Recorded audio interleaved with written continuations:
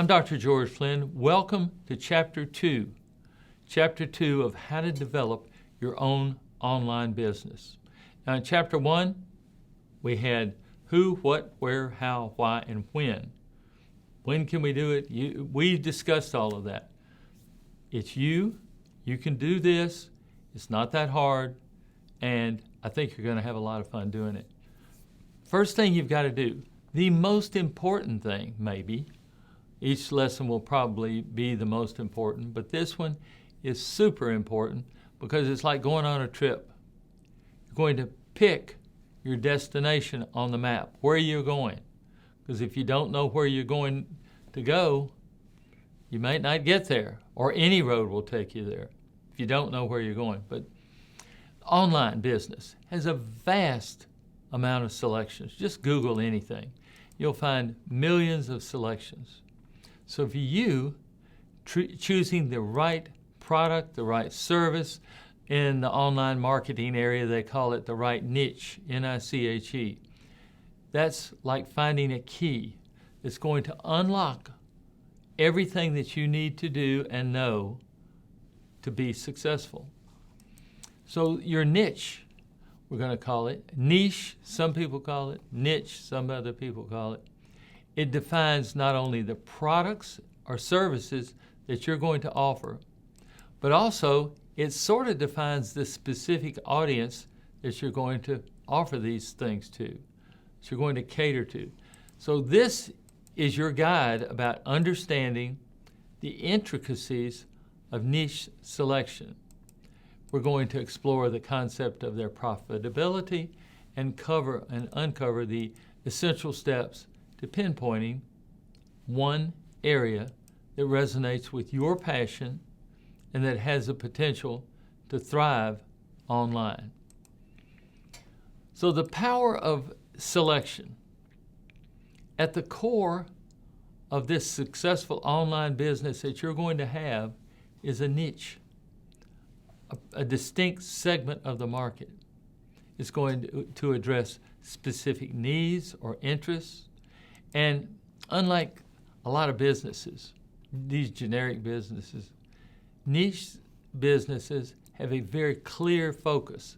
And so what we're going to do is focus narrowly for broad results.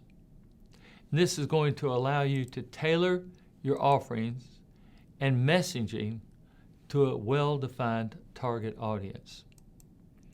Now, I mean, when it comes to your idea of expanding, say I could get more customers if I just do more and more and more.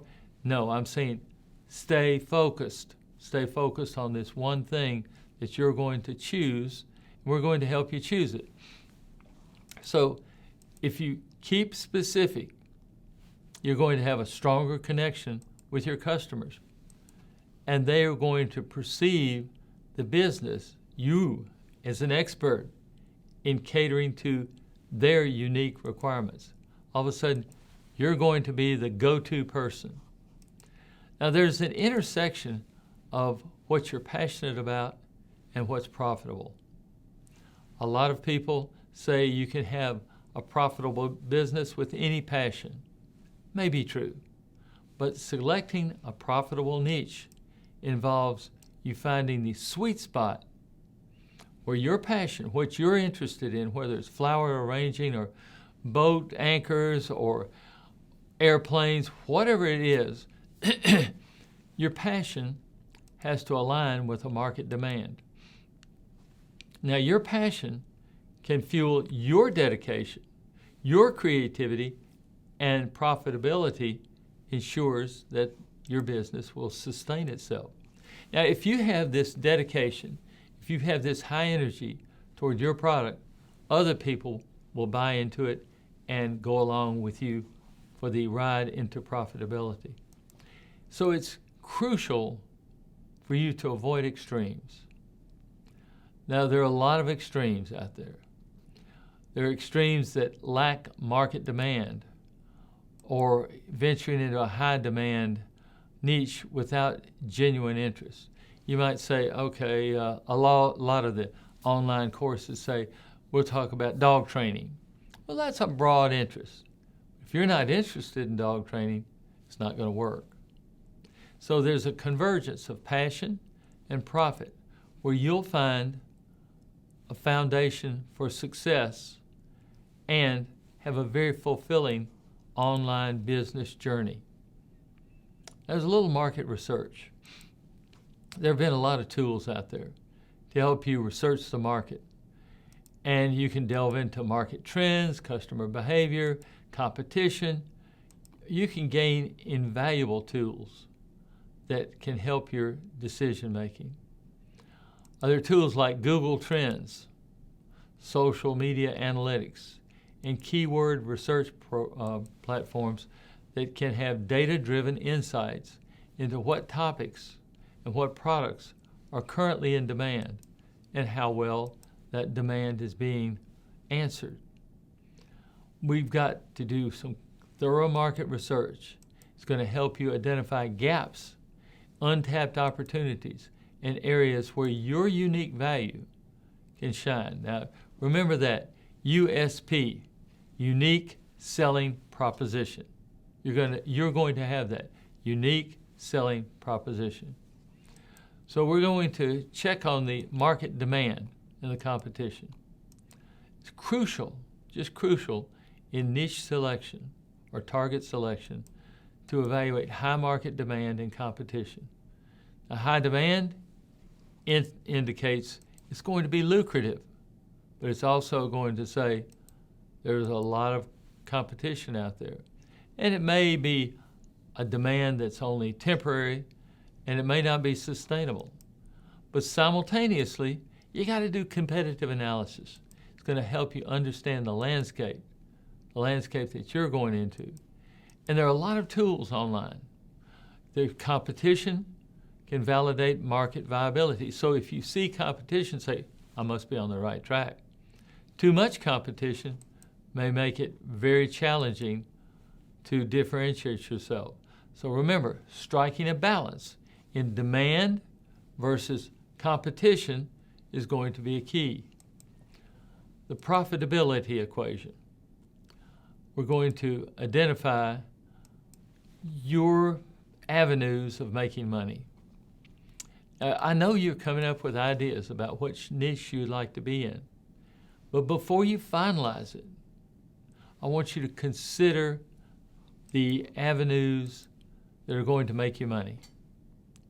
Different niches lend themselves to diverse revenue streams, such as e-commerce sales, affiliate marketing, digital products, subscription models, or they call them continuity services or consulting services. I want you to evaluate each of these avenues, and this is going to help you determine the long-term profitability, how much money you're going to make, potentially, of your chosen niche. So what about authenticity and uniqueness? In the online business world, as well as any other business world, authenticity is the currency that holds things together. It brings immeasurable value to you. Your unique selling proposition, your perspective, your experiences, your personality is what sets your business apart. Now, you don't have to be a fast talker. You don't have to be a super expert in everything associated with it, but you do have to have a knowledge of it, and you need to have an interest in it. A very crowded niche can still accommodate you if you will bring a fresh perspective or some kind of unique value proposition, unique selling proposition. We've got to remember, you've got to be authentic. It will attract an engaged audience, but it will also, your authenticity, your interest will establish a connection and a trust. That's paramount in the digital landscape. There's so many online scammers, online people wanting to take advantage of other people, that if you can develop trust, that's all you need, trust. So we're going to talk about What about the micro niches versus the macro niches? There are small ones and there are large ones. When you select one, you'll encounter a choice between a micro and a macro. Now, the micro niches are highly specialized, and they cater to a very narrow audience, while the macro niches, they encompass broader topics with a large potential audience. Now, micro, the small ones, allow you to become a prominent player in a specific field. So you'll be a big fish in a small pond. The macro niches offer a wider scope of diversity and growth. Now, deciding when these two, which one works for you, that's what we're going to talk about you're being comfortable with. So remember what we've talked about: passion. The passionate entrepreneur is a motivated entrepreneur. Passion, it fuels your commitment, but you're passionate about it. You look forward to talking with other people about it. You look forward to going to work every day because it's something you love doing. Almost you'd love doing it if no one paid you for it. But we're going to make it where you get paid for your passion about this particular subject that you're going to pick. But it's going to sustain you, your enthusiasm. Times will be challenging, sure. You see it in every success story. But when you're genuinely passionate about your area, your target, your dedication becomes infectious, and your authenticity shines throughout all of your business interactions. You'll have enthusiasm that will radiate with your audience. It's going to foster a deeper connection that goes beyond buying and selling. They're going to think of you as a friend. And if you're passionate about it and they're passionate about it, you will become friends. That's what's going to sustain your business. Most people would like to do business that are like them. They're friends. So that's what's going to help you build and sustain this business. Now, you've got personal interests. You've got things that you like a lot. But is it viable in the market? This is going to be a critical factor. You're going to conduct some research. You're going to analyze some trends. You're going to evaluate your unique selling propositions and your qualifications. If you don't feel qualified but you're very interested, go learn about it. Go make sure that you're interested over the long haul, not just over 1 or 2 days. So this market viability is going to have a financial, well, what can I say? You're going to make money for a long time. You're going to have an equilibrium. You're going to have a groundwork for a business that not only resonates with your passions, but is going to thrive in the competitive online source. Now, we've talked a lot about this, and I want you to remember, because when I was first getting into it, I skipped over this: be passionate about it, be enthusiastic about it. I skipped over a lot of that, and I found out that is maybe one of the most important factors that we've got in this entire niche selection. So I'll see you next time with the next part of how to select your own niche. I'm Dr. George Flynn. Thank you for being here.